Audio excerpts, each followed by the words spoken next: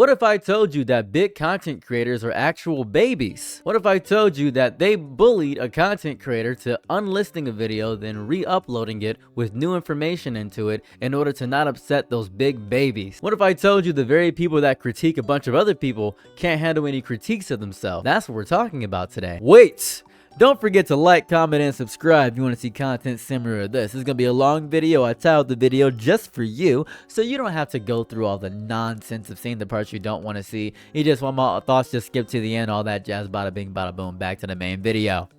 If you watch commentary YouTube channels, which is basically my channel, you know that most of the time they give a very surface level analysis. They'll see a lol cow or somebody that's doing something disgusting and say, that's bad, that's pretty bad, that guy, he's bad, if you think he's a good person, you're a bad person, you should agree with me. Pretty echo chambery, and I've critiqued that phenomenon for quite some time. As a matter of fact, many people critique me in my comment section for not being a perfect activist, for sometimes referring to a cis male as they, saying that person's not non-binary, or more so just me doing something that they just don't agree with, or a take that I have that they say is a horrible take and I'm a bad person for it. And I take all those into consideration, all just to simply ignore them. But a lot of commentary YouTube channels don't really like when you disagree with them, as shown by the video we are going to watch today, and a little bit of a reaction kind of thing. And I'll be giving critiques in between the reactions of the thing and actually reacting to the video, so more people watch it. You can also watch the original video because I linked it in the top comment. Get this video bigger, have these commentary channels stop being babies. Anyways, let's look at the drama. This is the YouTuber, Doothi. Please go subscribe to her. She is outstanding. She is an amazing commentary YouTuber. She may be the best in the business. She spends a lot of time writing scripts, a lot of time focusing in on a lot of key things and giving actual meaningful critiques. She is really, really good. But we're talking about the drama of what got her video taken down, so let's talk about that. Now, as you can see here, this is commentary is low-key bad, and this is a re-upload. Now, I was very curious about this. It happened about 3 hours ago, so I didn't know what was going on. I watched the entire video, by the way, and I'm going to talk about it as I watch it again with you guys. But let's see what happened here.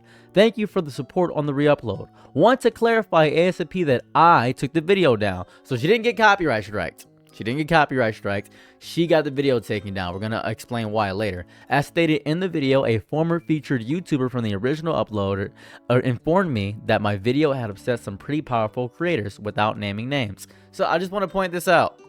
If anybody had the previous thumbnail of the video, there was some big content creators that were in there, and now they're not. Now, if you go through the comments of this video, you can figure out who one of them was. You'll be able to see if you just scroll down a little bit. Now, I'm not going to name their name yet, but just know they're in the comments. The former collaborator, a large creator seeing the pushback in real time, told me it was concerning and asked me to unlist the video. So the larger content creator asked Doothi, who has 50,000 subscribers, asked her to unlist the video. A sense of panic and compliance motivated me to questioningly do so, as I did not have a means to defend myself if unnamed consequences befell. This would be the creator's fan base coming through and maybe hate rating the video, something of that variety. That might be what it is. But I don't believe there was any plot to take me down, just big YouTubers upset in a group chat over a video with 3,000 views. That may be enough to scare the average small creator into compliance, hence why I hastily took my project down. Now, I want to point this out. She spent like 8 months working on this video. 8 whole months working on this video. That's a lot of time. And to even hear that there's this meaningful group chat. There's always a group chat somehow. The group chat got leaked, guys. We're gonna get destroyed. The group chat got leaked. Oh, there's a group chat with these kinds of people. Really strange, really odd to see. And the fact that the group chat got leaked is interesting. I like it a lot. We are going to watch the video, react to it, and then we're gonna give our critique that is hopefully separate from her critique. Let's get into it. Commentary YouTube is becoming slop. This video was taken down because I learned that large commentary creators had shared my video in their group chat and apparently got very upset about being criticized. As a small creator, this was obviously very intimidating. These people have a lot more money, connections, and followers than I do. I was asked to change my thumbnail. I was even asked by a featured commentary creator to unlist the video at only 3,000 views. I'm re-uploading this video that I spent 8 months on to implore you, the viewer, to watch this and form your own opinion. Was I too harsh, or are commentary YouTubers scared that people are waking up to slop content? That's the bulk of the drama so far. She gave a critique of the drama, explained it very well. Now then, let's get into her video because it's very good. If you don't want to see me react to it and give many info things in between, you go ahead and just watch the original video. I'll link it in the top comment. Go ahead and watch her video. You can come back and I titled the video so you can see my critique of commentary YouTube as well, which is a little bit separate from hers, but you're more than welcome to do as you wish. So we're going to react to the video as a family. My commentary recommendations recently have been feeling like such nothing content. Overconsumption is bad. Imagine it's lunchtime, and much like a medieval king seeking entertainment, you open up YouTube recommendations to find something to watch with your meal. But all your recommendations are about the same topic.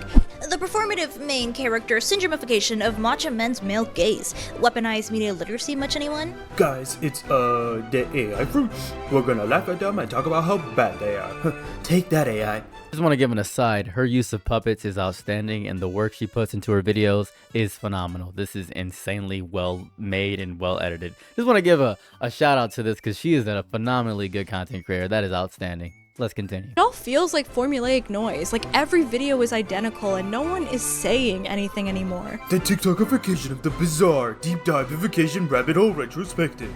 Ification. TikTok bad. AI bad. Influencer bad. It feels, dare I say, corporate. And that's why capitalism is not good. Anyway, today's sponsor is a scented water bottle subscription service. So join me as I break down the slow, painful decline of commentary YouTube and deep dive this era I call "There's nothing left to say, please shut up, oh god shut up, it hurts." I will say there is this assembly line personality coming out where everybody is scared to give scathing critiques of something or go too deep dive into something. Every video feels manufactured in the same gray room with the same 3 jokes, the same tone of detached sarcasm, the same rush to hit upload before the topic even finished actually breathing in its true fulfillment. It's a little bit strange. You click one and then you realize you've already seen this exact video 12 different times. You're just deciding which one's the most attractive or who you like the most is really what you're doing. I think I first discovered this phenomenon when it was between Curtis Connor, Drew Gooden, and Danny Gonzalez. And this is gonna sound crazy to say, I don't think Curtis Connor is that funny. I think Curtis Connor is attractive. I think that's where I'm at right there. I think he's a good looking guy. I think that's about it. And then there's Danny Gonzalez. I really don't think Danny Gonzalez is funny at all. I think Drew Gooden's hilarious. I think Drew Gooden's the best out of the 3. If I could be so bold to say, Drew Gooden actually gives pure critique and scathing criticisms of things and actually does things that matter. My nail is coming off. That's crazy. But it's really just a different hoodie, different face, same hollow rhythm, pretending to have a fresh opinion. And the speed has rot at the core of it. The goal stopped being insight and just became the arrival to the destination in itself. That's what it is. You get there first, you get there loud, you gotta be big and loud, and get there with just enough surface level confidence that nobody questions it until the next video replaces it 12 hours later. And then everything feels like, I don't know, fast food takes is the best way I can describe. I know he's in buzzwords here. Very fast food takes. The wrapper matters more than what's inside. The packaging looks really cool, and you already paid for the burger. You already invested the sunk cost fallacy, or spent so much time with it, and that's what it is. As long as it's hot and trending, people will eat it and move on without tasting anything. You chew automatic because it smells good, so it goes to your mouth and you eat it. The swallowing is automatic, and the forgetting of any nuanced takes are very automatic. And Doothi is going to go deeply into the topics that we discussed and I was saying right now. Hello, my name is Doothi. I do commentary, I tough drugs, and much like the Avatar, I disappear when I'm needed most. Watching commentary nowadays without doing some secondary action in the background, like laundry or eating, feels like when you remove the laugh track from a sitcom. Really sitting down and listening to what the creator is saying, you realize they aren't really saying anything. And as both the creator and viewer, I feel this heavier than anyone. When trying to come up with video ideas, I realize everything has kind of already been said.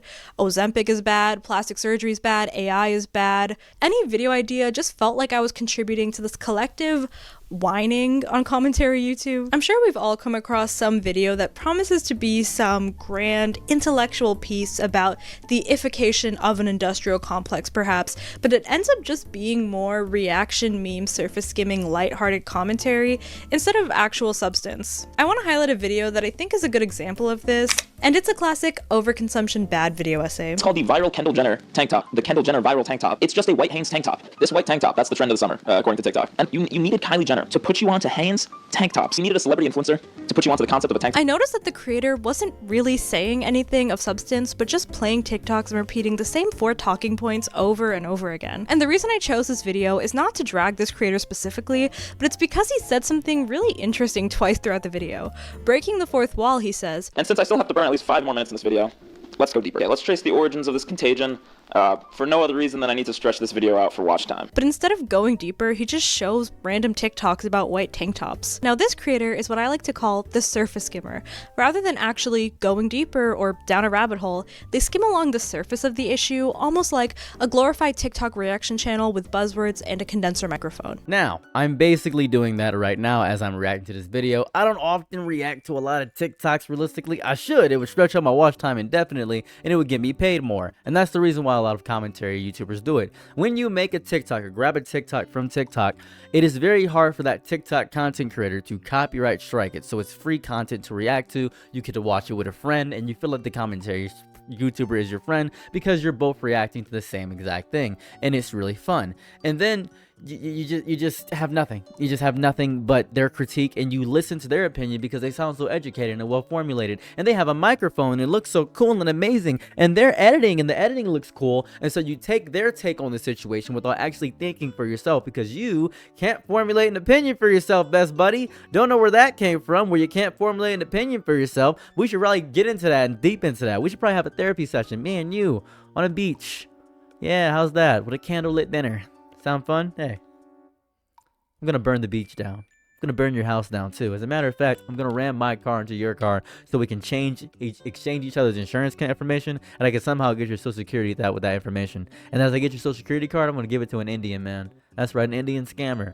And he's gonna end up messing up your entire life. Just because you can't form your own opinion.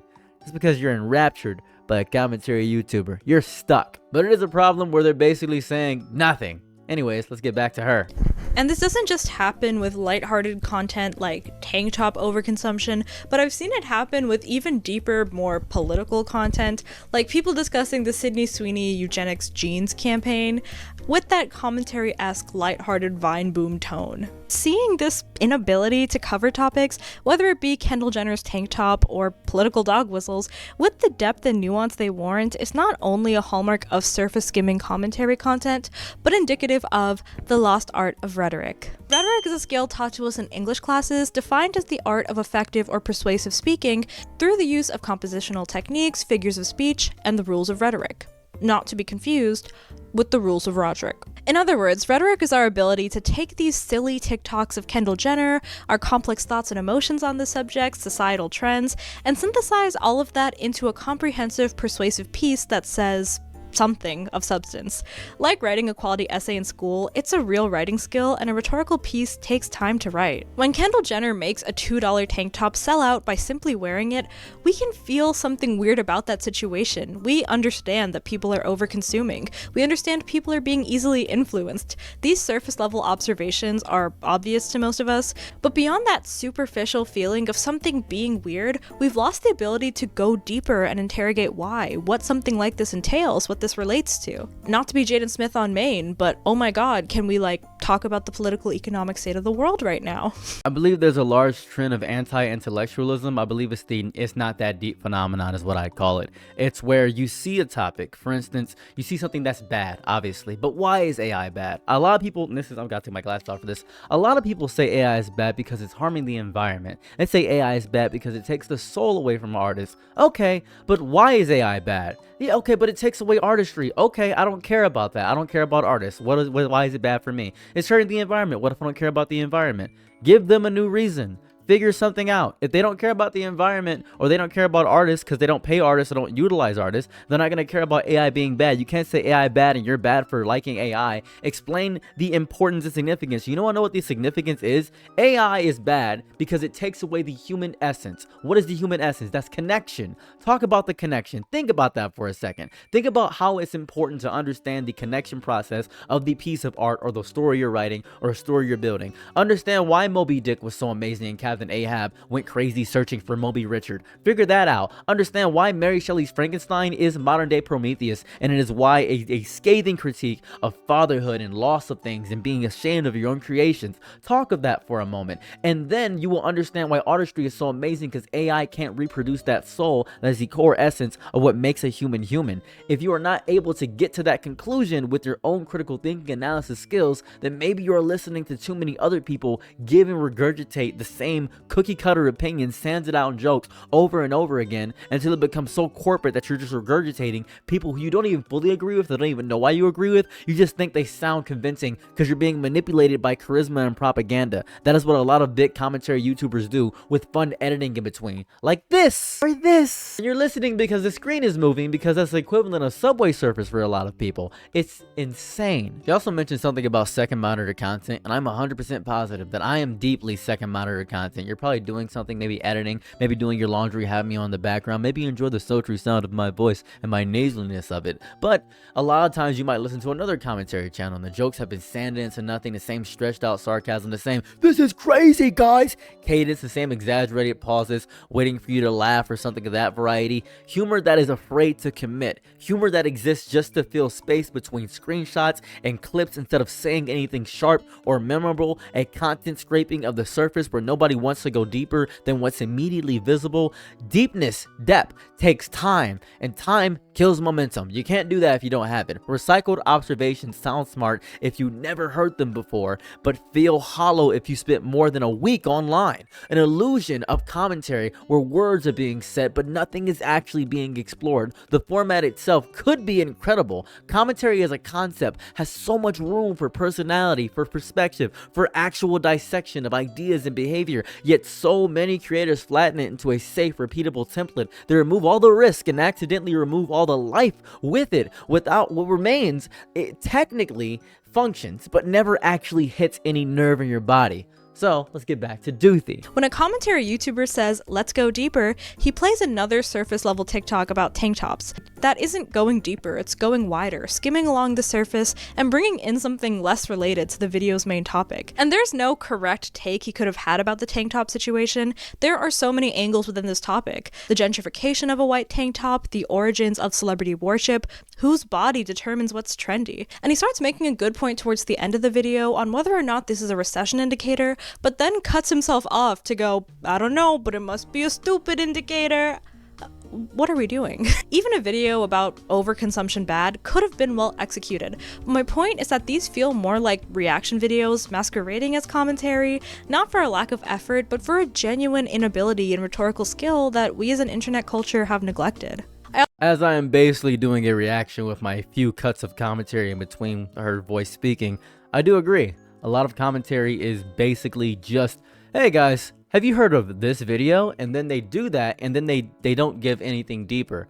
A lot of my videos, I've noticed this, people don't stay till when I give my thoughts on it. I always separate the video into my thoughts so that I can give my actual feelings about the subject and situation without people watching the clips. Now, my audience, thankfully, watches that stuff and enjoys my critiques about how I feel about things and says that it's very nice and amazing. I'm not saying I'm the exception to commentary YouTube. I might even be the same as these other commentary YouTubers. I think in general this is a very fair critique though. Even if it's a critique of myself, even if it is what I do on my YouTube channel just for the bag and the money, it is still a very good critique because it is a real phenomenon going on. I also want to briefly hit on how negatively buzzwords have impacted content. Creators think using buzzwords is sufficient to making commentary, and so we'll get 30-minute long videos playing TikToks that demonstrate clear overconsumption, someone buying 1 million water bottles or hoarding skincare, only for the commentator to repeat overconsumption, capitalism, consumerism, performative, over and over again while reacting to TikToks, all to pad the video's length.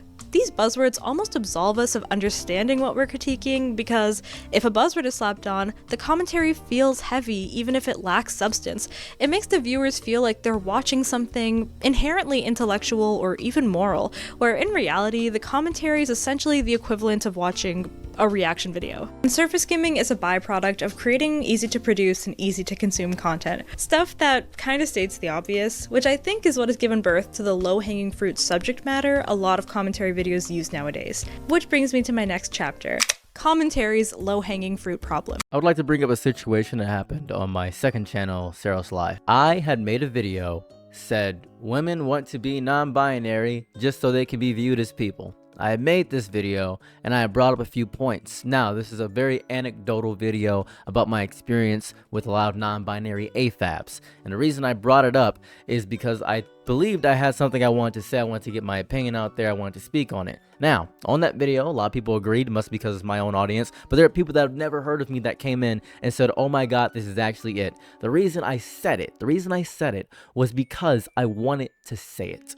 It was important and it was not surface level. I provided points for it because when someone becomes non-binary, they don't want to be viewed as a man or a woman. They want to be outside the gender spectrum. They want to be all the gender spectrum. It's non-binary, not on the binary. They wish to be something different. They want to be viewed as just who they are as a person. And I said that's because women are so devalued in society that they want to be viewed as something wholly separate from the entirety of what it is. Now, this could be a whole video on itself, but I want to point out that I thought about what I said and I said it. And people said, oh, this actually makes a little bit of sense. Not for me though, but maybe for other non-binary people. And there were not a lot of arguments against it, just understanding the point because I fully articulated my entire point.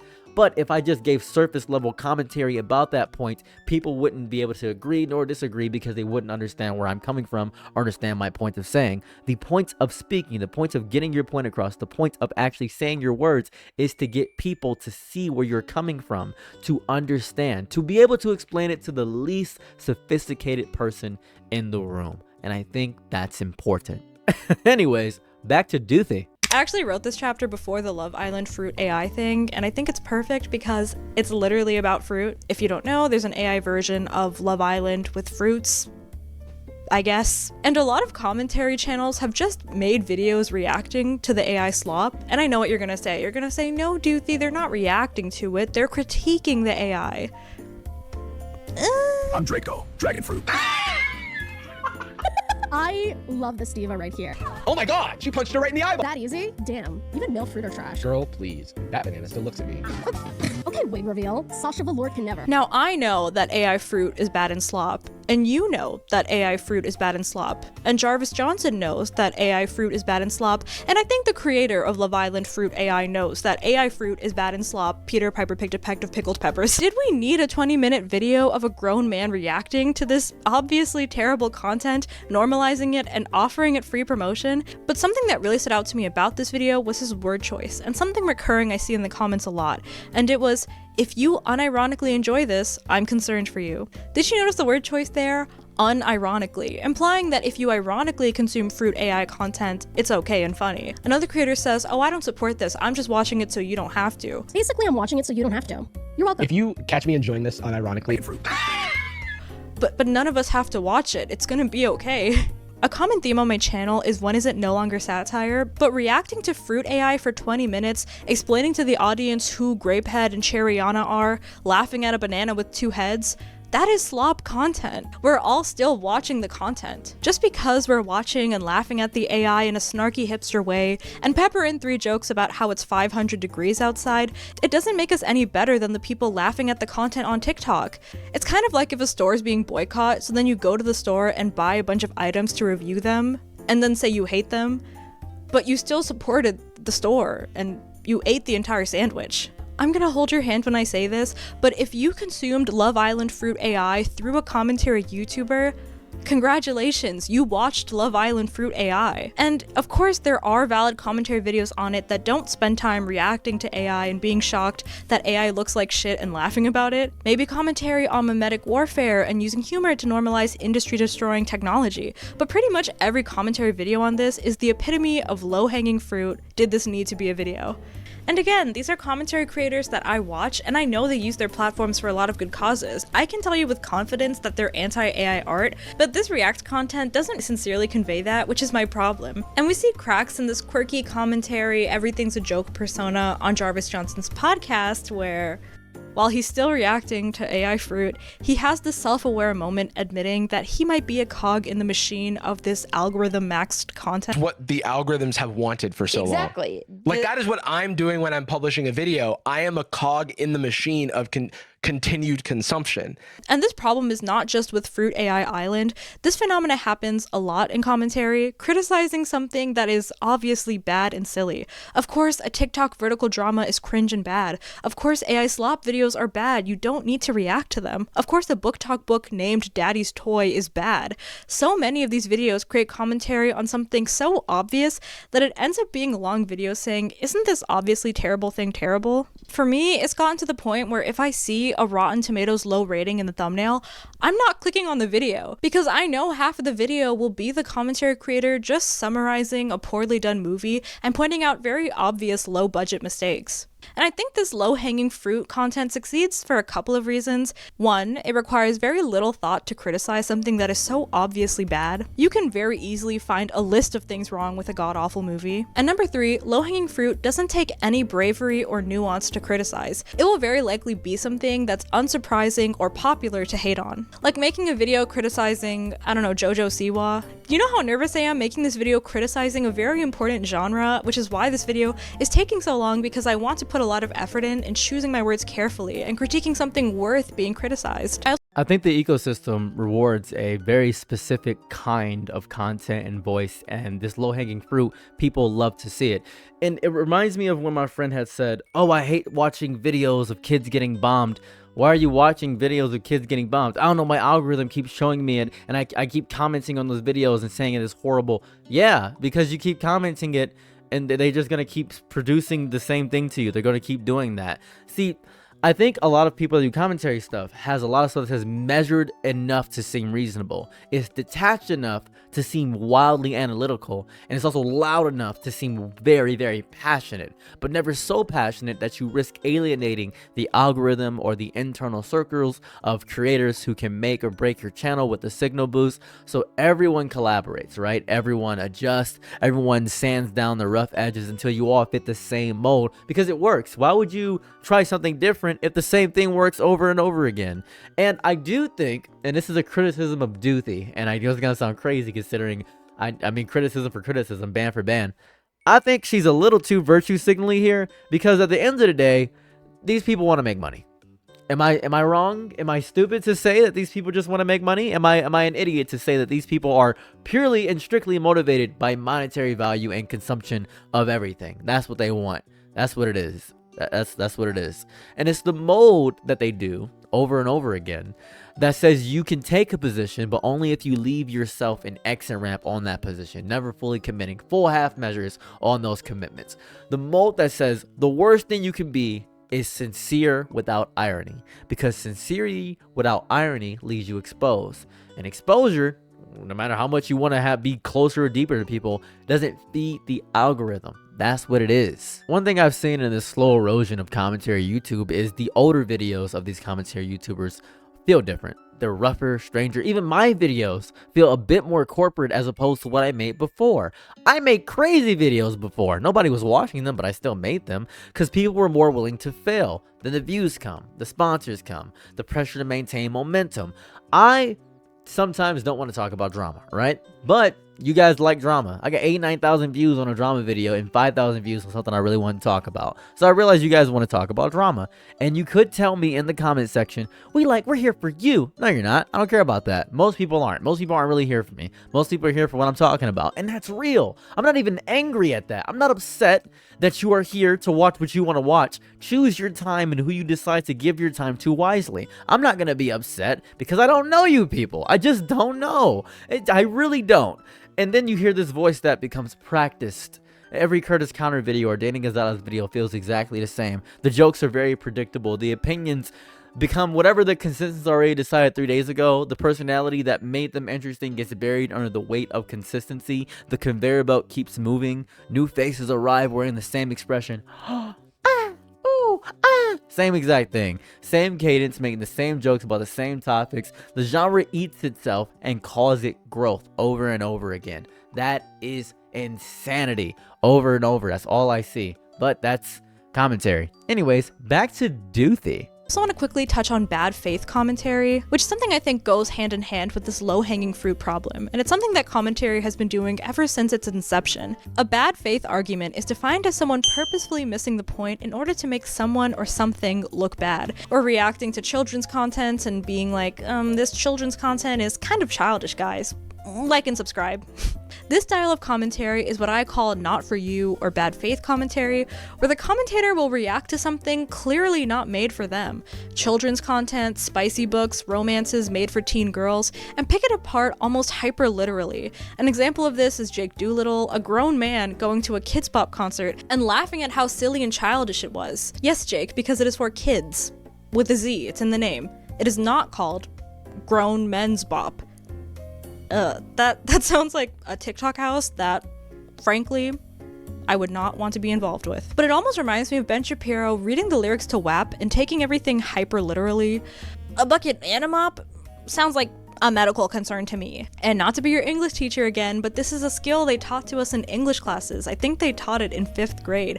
Audience analysis. We would read an article about making a peanut butter jelly sandwich and then answer the question, who is this for? Who is the intended audience? There's a difference between making criticism and being a snarky contrarian purposefully missing the point. And I think this intentionally clueless personality that commentary creators adopt is indicative of this mass wave of ironic culture. Which brings me to my next problem with commentary content. Irony poisoning. But on a quick aside, I've seen a lot of people say, oh, I'm never gonna watch Mr. Beast. I'm never gonna see that content. I don't understand how people watch Mr. Beast. Probably because he makes content for kids is really why people probably can't watch Mr. Beast. You're an adult. Yeah, but who watches this? Children watch it. Who watches this Poppy Playtime slop? Millions of children who are left as iPad babies, and those people are getting mad money from that child audience is what's happening. That's exactly what's happening. I don't even know what to tell you. That's exactly the exact thing that is happening with the whole phenomena. I really wish I could put it better than that. That's exactly what happened there. You are saying absolutely nothing about the thing. Yeah, but I wouldn't watch it. This stuff is for babies. No dip. It's like when I saw people getting really mad at the Super Mario Galaxy movie, and they said, where's the narrative, bro? Older kid movies had narrative to it. They probably did, but this content works. It's why even I enjoy Minions. I like the Minions. I don't know what to tell you, but you're just stupid. I am stupid. Good for you. I'm stupid. I don't know what that's gonna prove. I'm still gonna watch the Minions movie. I still enjoy Super Mario Galaxy, the movie. I don't know what to tell you. You insulting me isn't gonna change my opinion on the subject.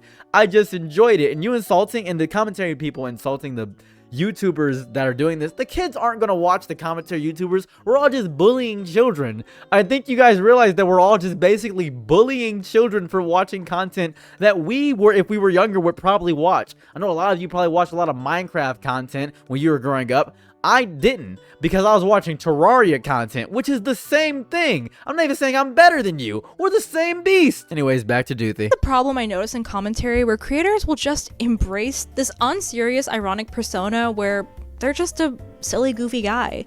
And they know their content isn't that good, but they're just quirky like that. I think a notable example of this irony epidemic is one of my favorite YouTubers starting a slop channel on the side as a joke, but now he just uploads TikTok drama react slop on there. Just look at the difference in thumbnail effort and subject matter between these two channels. And it's like, when does the joke cease to be a joke? Like I was talking about earlier, when is it no longer satire? Like, this ironic joke is now a whole-ass income stream and a regular part of someone's content diet. As a creative, I'm sure he would prefer people to watch the main channel instead. It's super high effort. One of my problems with irony slop is, to absolve themselves of criticism or being placed under scrutiny, some creators claim to be self-aware that they're producing slop content. The Kendall Jenner tank top guy, for example, has an outro that says, "Lower your standards and subscribe." The self-aware slop creator brags about spending such little time researching topics. They're just a silly, goofy guy. But because they produce slop with a wink and some self-aware irony, they're somehow above the slop they're criticizing. Like, we know a channel producing AI content is bad, but is watching a 50-minute video of someone reacting to the slop and merely saying, "This is crazy, this is bad, this is slop," much better? And of course, I'm also guilty of this. I belittle myself all the time on this channel. Much like Stuart, I belittle. but I belittle myself all the time as a commentary creator so as to not be held to too high or unachievable of a standard. Don't look too closely, I'm just a goofy little gesture online, because the moment people start inspecting your content critically is the moment your presentation, research, and rhetorical skills are on display. I actually wanted to make a video on how both irony and nonchalance are working together to kill art. It's one thing like corporations like Hybe to create music that they know is slop, or a billion-dollar company selling plastic bioengineered chicken that they themselves wouldn't eat. But if a creator themselves doesn't even believe in the content they're making, what does that say about the content landscape? And I truly do understand the self-deprecating mindset to an extent, because it can feel vulnerable to present your content as something earnest and, dare I say, intellectual, which is why we self-deprecate, to be humble. But I try to put a lot of time into these videos and try saying things that need to be said so as to not, frankly, disrespect the time of the Doothinators. They're very important people. So I think there's a very important layer behind what she's saying, and I think it's the most important layer behind the entire thing. It's the financial pressure. I think that's the entire thing, because channels live and die by consistency. I remember I took a week off.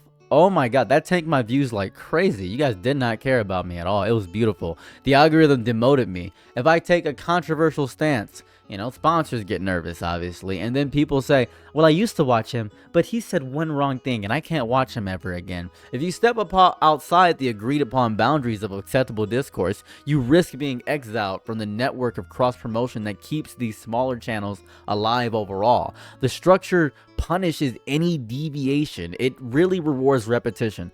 A big content thing, I have a video coming out about a guy called Big Groove who eats food at a restaurant. He says, shark bite, it's good, and he eats it, and people critique him all the time, but he gets millions of views a video. He gets millions of views a video every single time he uploads. People would kill for those kind of numbers, and he does it every single time. Do you think he wants to do that? Is that his artistic integrity? No one cares about artistic integrity anymore, because we have been programmed by the culture of capitalism to consume slop endlessly. So creators understand this, so they produce slop endlessly so they can get paid. At least they're getting paid for producing the slop. They can't say the things they actually want to say because they're horrified of it, and that's fair. That's completely fair. I really understand that. Creators who genuinely want to say something different end up saying the same thing because saying the same thing pays the bills. The rent is due. The editing software needs updating. The Patreon numbers need to stay green. The machine demands fuel, and the easiest fuel is the fuel that everybody else is already burning. Why would you try to do solar when everybody's using gas? You're not going to try something different. Even if you want to try something outstanding, it's not going to work because we know it works. It's been working for a while, so we keep doing it. Anyways, back to Doothi. I'm a Doothinator, I think. Politically and emotionally. Fun fact, there are more Doothinators subscribed than people in the state of Texas right now. Don't look that up, but... And to be devil's advocate, of course this ironic, unserious persona around commentary kind of makes sense because commentary as a genre is inherently unserious. It was created by Vine comedians. Obviously not everything needs to be a think piece. Here are some pretty unserious commentary videos I enjoyed, but I think a disconnect happens when the lines start to blur from comedic reaction video to a social commentary video essay. Commentary naturally forces you to talk about serious things with this superficial, lighthearted tone. I think the genre also suffers from the opposite problem, where people talk about something completely inconsequential like it's the most important thing in the world, which brings me to the next chapter, the TikTok dramatary creator. And this is a trend I've noticed, but whenever something mildly interesting happens on TikTok, there will be more identical video essays scrambling to cover it than physically possible to watch. Just speedrunning a couple examples of this. Walmart made a heart-shaped cake and TikTok bakers got upset, so now there are nearly 3 hours of video essays breaking down Cakegate. There are hours of commentary videos on this influencer who used fake mascara and got divorced, ? One time, all commentary channels decided to make a video on a small business that sold an overpriced coffee mug for some reason. A girl on TikTok fell in love with her psychiatrist. Admittedly, the most interesting of all of these scenarios, but it was feeding commentary content for a while. And a weird Willy Wonka AI immersive experience that everyone felt the need to react to. It's a whole economy of commentary content that's just TikTok drama. It's like those scandalous tabloid magazines from the early 2000s, except the stories are infinitely less interesting and about everyday people. It's no longer about celebrity secrets or pregnancies or secret pregnancies, but about a small business who made a mistake or a girl who got into a fight with her friend on TikTok. And it all just feels so formulaic and repetitive. For example, So I basically do that. That's basically a lot of my channel. I see a TikTok drama, I gotta immediately talk about it. And I do feel called out, and I completely understand. And I agree with her. I 100% agree with Doothi that it is the same slop content over and over and over again. I at least try to give a little bit more critique than the average person, but who's to say? I haven't seen every single other content creator. I also have no clue what they're making. I genuinely have no idea because I don't watch a lot of other commentary channels. I genuinely don't. That's not something I do. But I do know the ones I do watch are the same few 7, and oh my goodness, they are the same exact thing. Right now, I believe there's something about Tyler Catastrophe. I made a video about Tyler Catastrophe, and for about 10 minutes, I'm reacting to a few TikToks in the video, and then the rest of the 13 minutes is me actually saying something about the situation, and that is important to me. And I also think that a lot of people feel as though they're not actually watching the TikTok. And I also feel like we shouldn't have this much access to people's lives because people's compulsive need to actively want to be famous so they can become the next big thing, the next viral hit, the next Huac Tua, the next big star. People are constantly posting inflammatory takes, saying ridiculous things, saying things that seem stupid, and then they go viral for all the wrong reasons, and then they just become a lol cow or a meme on the internet, and they try to keep that momentum over and over and over again. I can think of Pinky Doll, who, oh my goodness, that was, no, not Pinky Doll. Not Pinky Doll, not the yes, that's not the who I'm talking about. Pink Sauce Lady. Think about the Pink Sauce Lady who actively, continually just went through all the lawsuits and didn't take any accountability for what she had done. And people were on her side simply because she was a black woman, and people thought that they would be racist if they didn't critique her. And then I had to make a video critiquing her, and then people were saying, yeah, actually you're right. And then I saw a bunch of other black content creators also saying, you know what, yeah, let's get her, let's jump her, yeah, this is great. It's a little crazy that way. It's a little crazy that way. But that's the game, baby. That's the game. Anyways, back to Doothi. the guy who threw the weird Willy Wonka AI event. But after this event, there were so many identical commentary videos recapping the situation in the exact same order, dissecting the same images. Every video ended with, but the rabbit hole goes deeper, he used AI. And it's like, maybe not everything needs to be a rabbit's hole. I'd rather not go into the rabbit's hole, frankly. And this is not an it's not that deep argument. If you know this channel, you know it's always that deep for me. But these creators, for the most part, aren't making deep points. They're just recapping the drama with identical formats. Did we need nearly 5 hours of footage made about this topic? Someone could fart on TikTok, and within 10 hours, we would get 24 identical bizarre deep dive into Mr. Shit video essays. So with nearly 5 hours of identical Willy Wonka footage, I sat down for 5 hours and watched every single— I'm kidding. This is a 4-minute time lapse of me watching Mark Lee edits. And I understand the appeal of this content as a creator. We are a very drama-oriented society. If I put a TikTok in the thumbnail of my video, I get a little spike in views, a little treat, if you will. But we're treating boring, regular people's drama as tea that we need to be involved in and dissect for up to an hour. And a lot of the time, it's clear that these creators won't even go to the source, but watch another drama video on the topic, and then say the same points in the same order. So these drama commentary creators are watching other drama commentary creators make drama videos about TikToks. It's kind of like how AI started feeding itself AI images, and then every image just got covered with this piss yellow tint. I think that's metaphorically happening on commentary YouTube. And this is why I completely agree that there is this piss yellow tint. Even some people have critiqued my thumbnails, as probably the thumbnail of this video is going to be the same commentary slop thumbnail that everyone sees on every other video. And it's easy to make. I don't know. I don't want to pay a thumbnail artist, to be quite honest with you. I don't have enough money for that. It's just the simplest to make, and I learned how to make that thumbnail, and I know what I'm doing, so I just kind of default to that. It's just easier to make. I'm not gonna lie to you. I'm never gonna lie. It's completely true. But there's also this sense of people feel morally superior to anybody they see as a regular person doing this stuff. I would never do that. I've never made a mistake in my life, and I've never done anything bad. If you've never made a mistake in your life, you're either too young or too stupid to acknowledge you've made faults in your life, because that's part of being human. Everybody makes mistakes. Everybody has those days. That's Hannah Montana, baby. You should learn about that. That's just how it works. So I think that it's a weird sense of virtue signaling to make yourself feel better by watching other people mess up really bad, to make you feel good by messing up somebody deeper. I think it's, I keep saying this, and I'll keep saying it forever. It started with Rebecca Black's Friday. That's where it started. Rebecca Black's Friday was everybody enjoyed messing up and belittling a little girl for making a kind of cringe song. And also how they bullied Justin Bieber for a lot of stuff. They were just bullying a kid. It was like, he's too, I don't know, women like him too much. Little girls like him too much. I hate this weirdo. It was strange. They were really mean to Justin Bieber back in the day.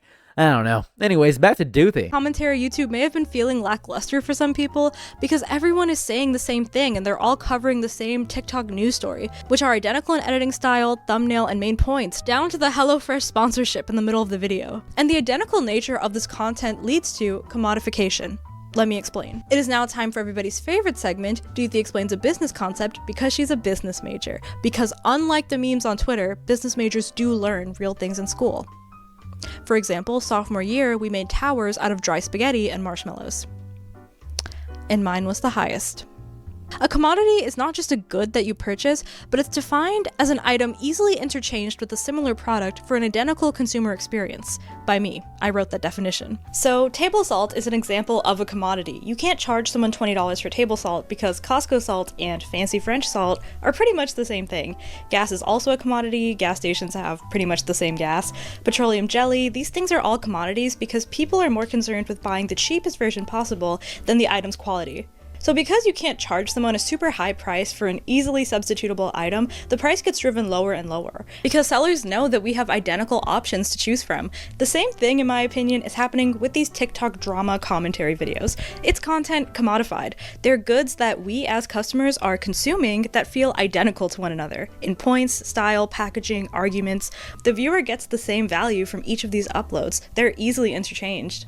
So based on what I just told you about commodities, you should expect a consumer to go with the cheapest possible option. So what is the cheapest option when it comes to commentary content? And I think the answer to that is the most distracting option. Consumers are trying to get the best value for their invested time, and so of all these identical videos, they choose the one that distracts them the most. Through more aggravating snarky false rage, through more overstimulating editing. And on the side of creators, if something becomes commodified, sellers try figuring out how to manufacture it as cheaply and seamlessly as possible. The time and resources put into each video sinks lower and lower until each creator perfectly follows a template that is simple, unnecessarily long, and shallow. Am I sounding too harsh? It's the Temuification of content. Dare I say, being a commentary YouTuber nowadays sometimes feels like pollution. I also noticed TikTok dramatary creators always act super mad and morally outraged at random people in their videos. I want to highlight a video that I think summarizes this problem really well. Just watch the supercut. To just act like a total fucking brat, reign to terrorize people and try to ruin people's careers,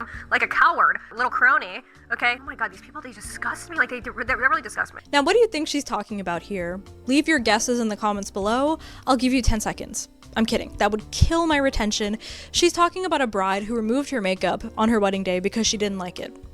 See how I explained that to you in 10 seconds? This video about TikTok drama is nearly an hour long. An hour of calling the bride a brat, coward, saying she's terrorizing people for removing makeup? This creator's whole account is dedicated to dragging entitled influencers, and honestly, I can get behind that. That is genuinely a noble cause that I support. To a certain point, there's only so much you can criticize before you beat the dead horse, bring the horse back from the dead, and beat the glue. Because horses turn into glue. Deep cut reference. For the horse fandom? What am I saying? I think a lot of the audience notices a lot of the stuff that's being mentioned right now. Not all of them, not immediately, but eventually some of them start feeling the sameness of what's happening. They start clicking off videos halfway through because they already know where the punchline is going. And it happened with me with Curtis Connor. I loved watching Curtis Connor videos. And then I found Drew Gooden, and I was like, man, he's significantly better. This is a vast upgrade. I wish Drew Gooden uploaded every day, but if he uploaded every day, I wouldn't get the same quality of video. At the point, Drew Gooden isn't even doing commentary. He's just kind of goofing around and having fun. And I think that's the goal of most creatives, to get to the point. I would hope, and this is just my hope here, that a lot of content creators are doing commentary as a jumping pad in order to get to their true creative endeavor. That'd be great. I would love that. And I think that a lot of people start realizing the take they just watched was already set by 3 other channels in the last 48 hours. And that magic's gonna fade like Disney World, man. God, Disney World sucks so much nowadays. You've never been, I recommend going, but when you've been 4 times, that 5th time feels like the 100th time. It's horrifying.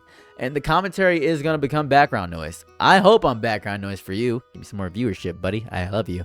So it's something to fill space while you do something else, something you don't have to pay attention to because your attention isn't actually required. I just need to count your attention is really what it is. That's really what it's at. That's really where we're at, honestly. I'll give you an example that's fun. Have you ever put on a Twitch stream or a YouTube video and then done laundry? You ever done that? Do that a few times. It's a guy I watch on YouTube who cooks outside. I use him as background noise. He's a Russian guy. Love watching his videos. Love watching outdoor cooking videos. People said I'm a toxic male because of that, but I really want to learn the skill. And I would hope cooking isn't toxic. I don't know. I don't want to be belittled for this. Feels strange. But yeah, back to Doothi. This weird artificial outrage over strangers' lives. We're not supposed to be this directly involved with the petty drama of randoms. Her video could have been a broader conversation about small businesses and the ethics of public reviews, but all these TikTok dramatary videos hyper-focus on recapping and dissecting a single situation from a surface-level, drama-oriented perspective. And I do watch these influencer takedown videos. Like this YouTuber Hannah Alonso has a series called Influencer Insanity, and she researches her videos really well. She reaches out to first-hand sources, but I can't help but have this weird feeling after leaving a video like this. Like I just spent an hour listening to a deep dive of this influencer that I've never met and why she sucks, why ragebait is ragebait and why ragebait is bad. And it's like, I could have maybe not listened to this. But in the moment, a good takedown video like this almost puts you in a trance. Something about it is so satisfying. But these videos thrive off of what I call the peanut gallery effect. If you don't know, the peanut gallery is a term from the 19th century referring to seats in a theater that are the cheapest and furthest away from the stage. Those sitting in the peanut gallery would watch a performance and just say a bunch of snarky things. And I think a successful commentary video has to scratch that peanut gallery itch in viewers. In a meta way, we together are in the peanut gallery looking at commentary YouTube. But the peanut gallery is a slippery slope from commentary on a type of person or trope that we observe in society to dramentary, or lazily shit-talking someone. And something else I notice about this peanut gallery problem is it results in snark from creators who don't really have a reason to be commenting on something. It's why the commentary videos on things like the Sydney Sweetie Jeans ad felt so out of place and weird, because the creators are more equipped to talk about TikTok cringe or internet gossip than racially charged political conversations.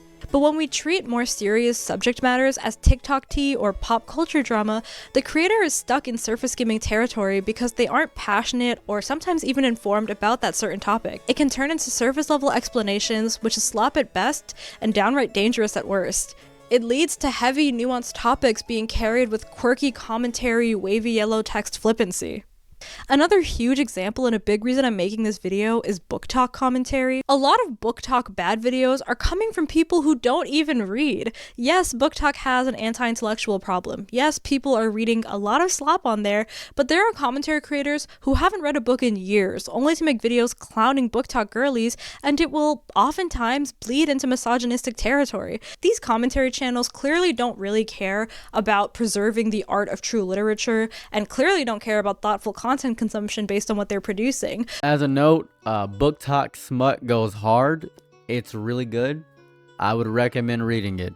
It's pretty good. Just want to point that out as a gentle aside. Also, I think my only critique of book talk in totality is audiobook listeners. I don't think is a lesser form of consuming the media. I think it functions as a different form of interpretation. A lot of people consider me ableist because, well, what about blind people? That's true, there are blind people, but you have eyes. You have eyes. You should use that ability. And also, blind people can still read. They have Braille. I don't know, blind people can, there are Braille books. They're not always accessible, and audiobooks are a good method to do so, but there are Braille books. I think it's important to read words and understand those words, as it makes it easier to read words. I don't use scripts for a lot of these videos, so I don't read as often as the regular person. I just freeball and ramble when it comes to a lot of the things I have to say, so that's a bit of an issue there. But it is very important to read to me the actual words, because you'll see a word and you not recognize it. You can get the same story, you can get the same experience of the book, you can get that, but you're not functioning the same exact methods to me. That's what it is. Also, I just think, it's really, I agree with her, it's really misogynistic and strange when I hear book talk people get criticized, because it's like, it's just women reading smut, bro. It's ridiculous. Okay, yeah, that's good. I'm happy they're enjoying the smut. I really don't. At least they're reading, I suppose. It's really nice for them to read. Really don't know why you're knocking someone's habits that way. Feels odd. But anger gets more views than passion and love. So more money to you. You know what I mean? Anyways, back to Doothi. But they're just riding the wave of making fun of girlies under the guise of some moral cause. And I will die on this hill, but slop about book talk can oftentimes be just as bad as book talk slop. I think this aspect of credibility is missing in a lot of commentary content. If Gabby Bell makes a video reviewing Charlie Puth's music course, I'm more likely to listen to her opinion because she actually produces music.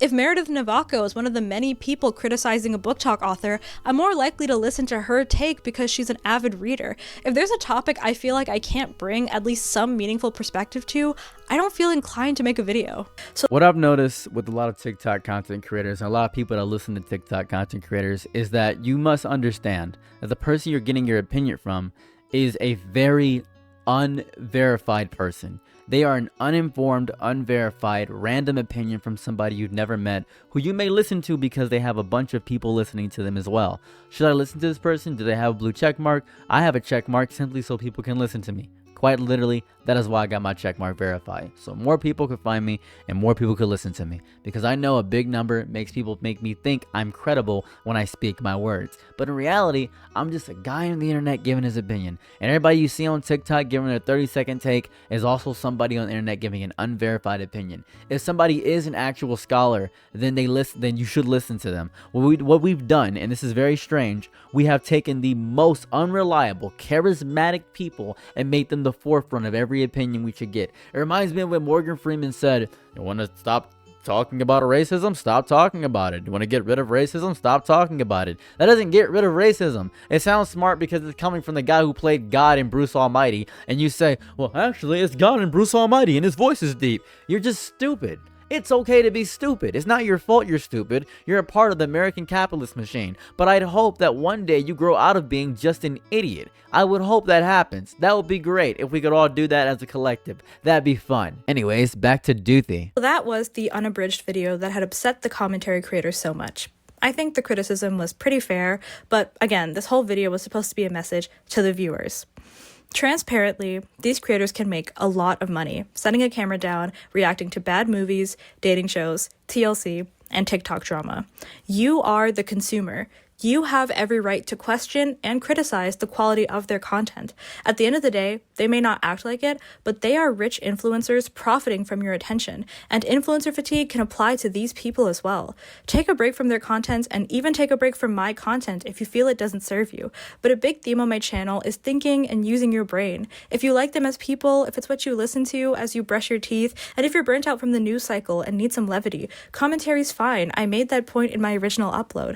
But you do have the right to think and the right to ask, do I have any problems with this? That's a right I'll continue to exercise, even if it ruffles the feathers of some commentary big shots.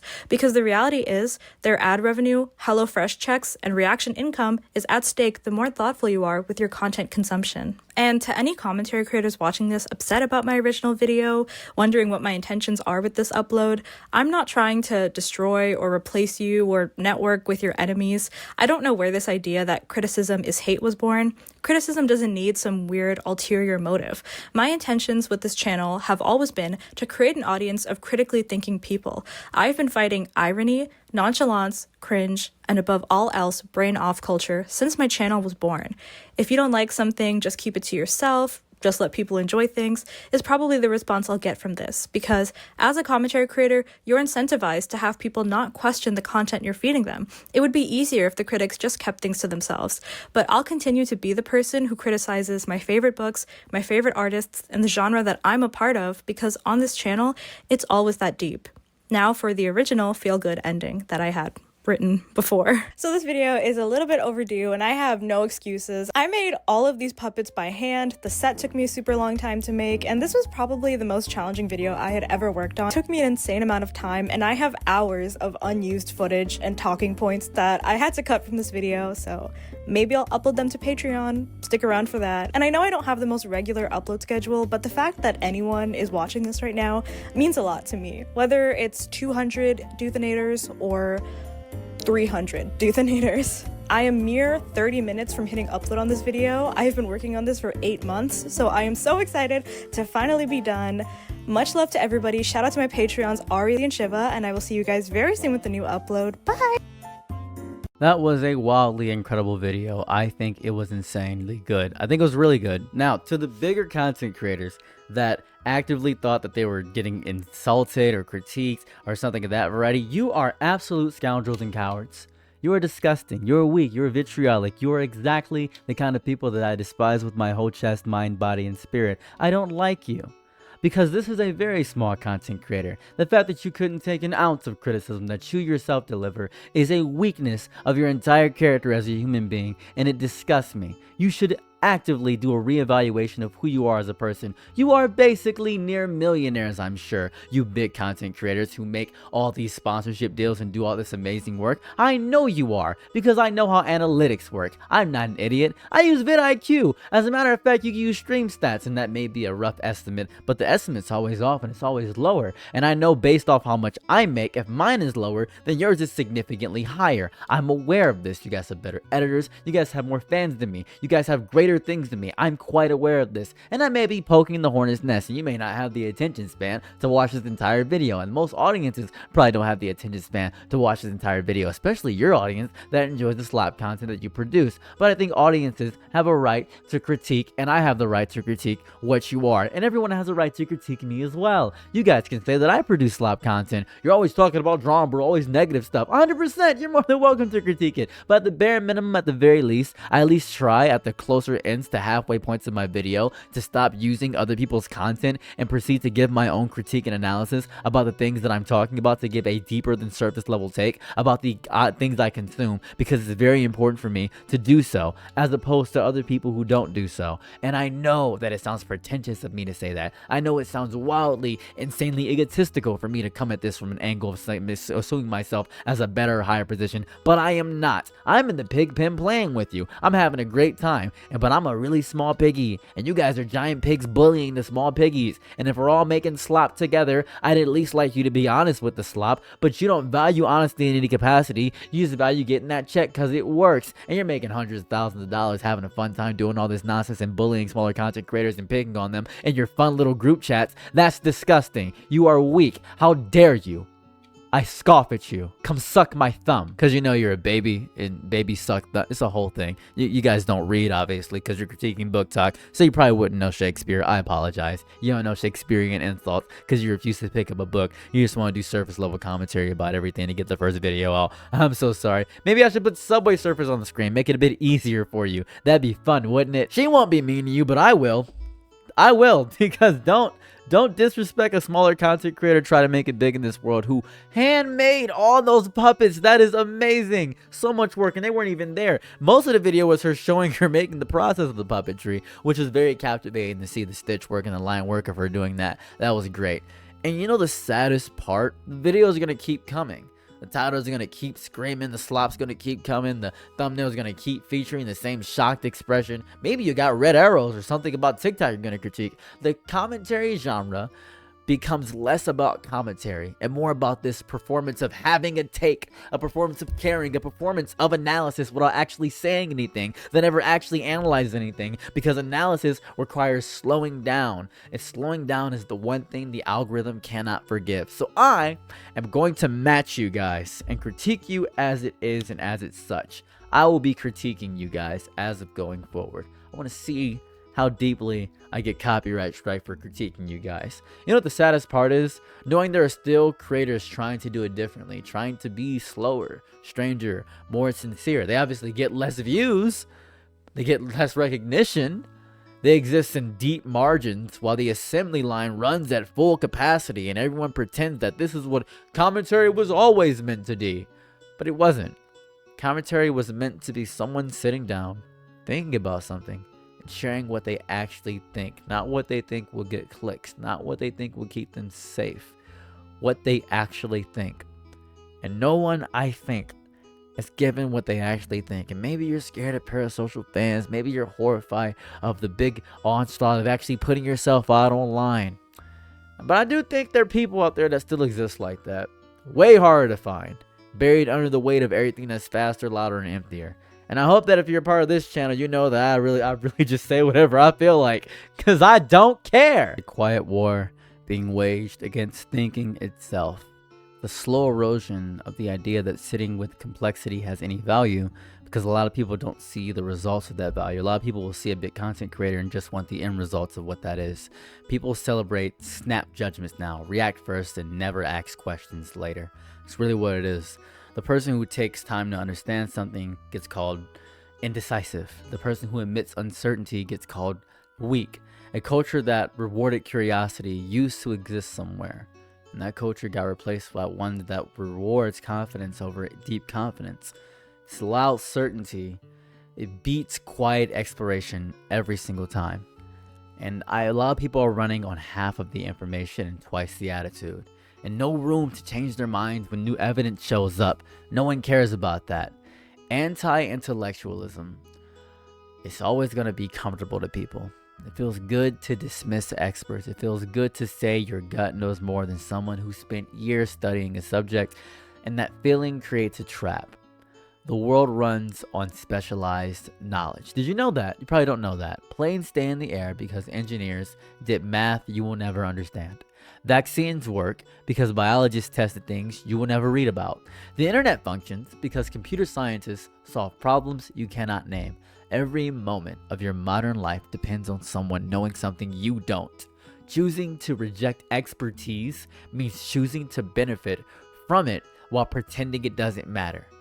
That is the heart of the entire problem, that very contradiction. People want the results of deep thinking without respecting the process that produces those results. And social media rewards the wrong instincts. A thoughtful take takes time to even come up with, let alone write, and that gets buried. A hot take takes 10 seconds. It goes viral. And you know what doesn't care about accuracy? The deep algorithm. It cares about engagement. Anger engages, outrage engages, certainty engages, nuance is going to get skipped. The person who says it's complicated gets half the likes of the person who says, here's the enemy, that's the enemy. The structure of the platforms themselves pushes people towards simpler, angrier, less accurate versions of reality. Fighting that pull requires constant effort, and most people do not have that effort to spare. They scroll after work, tired, hungry, already drained from the day. The algorithm feeds them easy answers, and then that easy answers, oh, that's gonna feel like rest. You know what that rest is gonna feel like? Oh, that's so seductive. And rest does not make you smarter, it just makes you well rested for the next argument. I think being wrong feels the same as being right in the moment. Your brain does not send a signal when you are wrong about something that will tell you that it's an error to please recalibrate. You have to seek that signal yourself. You have to ask questions. You have to read things that might challenge you. You have to sit with discomfort when someone points out a flaw in your thinking. None of that comes naturally, by the way. Natural is finding evidence that confirms what you already believe. Natural is surrounding yourself with people who agree. Intelligence is not natural, it is a discipline. A choice you make over and over, a muscle that comes inside of your brain when and it is supposed to stay, but it goes away when you stop using it. Most people stop using it long ago because they're exhausted. It's a habit. You're never being shown that muscle exists in the first place. I think the way forward requires admitting that you do not know everything. You don't. It is okay to not know everything, to not be informed of every drama, to not be informed of every single bad thing that's happening in the earth, to not be informed of every activist movement that's happening. I don't even know what restaurants I'm not supposed to eat at, man. Let me live for a second. I don't think it should be a practice of humility. Is a practical recognition that the world is too large for any single brain to hold. And because we can see the world at our very fingertips, your single brain cannot possibly fathom everything at the exact same time. Experts exist for a reason. Methods exist for a reason. Peer review, replication, debate, revision, all of it designed to catch errors that individuals miss. Rejecting those systems does not make you independent. It makes you vulnerable. It leaves you standing alone with your own blind spots. No one to point them out. No process to correct them. Nothing but your own certainty to keep you company. And certainty is comfortable for sure. It's warm. It's also wrong a lot of the time. Smarter people know this. They make peace with uncertainty. That's why they ask questions. That's a scientific method. They change their minds. They read things that scare them. That is work. That has always been the work. No one is coming to do it for you. If you've learned nothing from this video, good job. Enjoy having me on in the background, and I hope you like, comment, and subscribe. Have a lovely day or night, wherever you're at. I'm out. Peace. Bye. I'm your Nick and night, be my Laurel, happy to try what you need. Your world, I love to live in it. I love the ride when you